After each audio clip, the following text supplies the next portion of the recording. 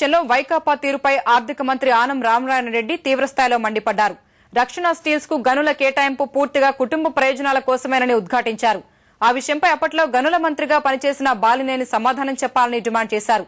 ఎవరికో లబ్ధి కలిగించేందుకు ఇచ్చిన గనుల్ని విశాల ప్రయోజనాల దృష్ట్యా కిరణ్ కుమార్ ప్రభుత్వం రద్దు చేసిందని చెప్పారు. బయ్యారంలో ఉక్కు కర్మాగారం పెట్టాలని కోరడంలో తప్పులేదన్న ఆనం వివిధ అంశాలపై వైకాపా విమర్శలను తిప్పికొట్టారు. బయ్యారం గనుల విషయంలో మంత్రుల మధ్య ఎలాంటి విభేదాలు లేవు. గతంలో ఉన్నటువంటి పరిస్థితుల్లో ఒక వ్యక్తికి ఒక రక్షణ స్టీల్ అనేటువంటి ప్రైవేట్ కర్మాగారానికి 1,46,000 ఎకరాలను కేటాయించిన పరిస్థితులను గమనించాం.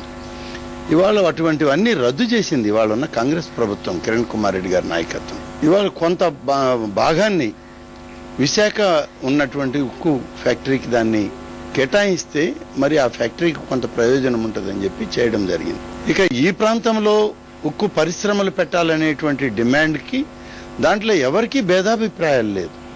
ఉన్నటువంటి పరిస్థితుల్లో తప్పనిసరిగా అక్కడ అవకాశం ఉంటే అక్కడ ఉన్నటువంటి గనుల్లో వచ్చేటువంటి ఆ ఇనుప ఖనిజం దానికి గ్రేడింగ్ని బట్టి ఇక్కడ ఏ స్థాయి ఇనుప ఖనిజాన్ని వాడుకోగలిగిన ఉక్కు పరిశ్రమలు పెట్టాలనో ఆ ఉక్కు పరిశ్రమలు పెట్టడానికి ఎవరికీ అభిప్రాయాలు వేరుగా ఉండాల్సిన అవసరం లేదు.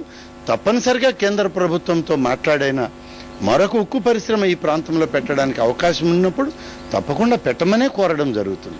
దానికి మంత్రుల మధ్య భేదాభిప్రాయాలు అనేది అది కేవలం ఊహాజనితం.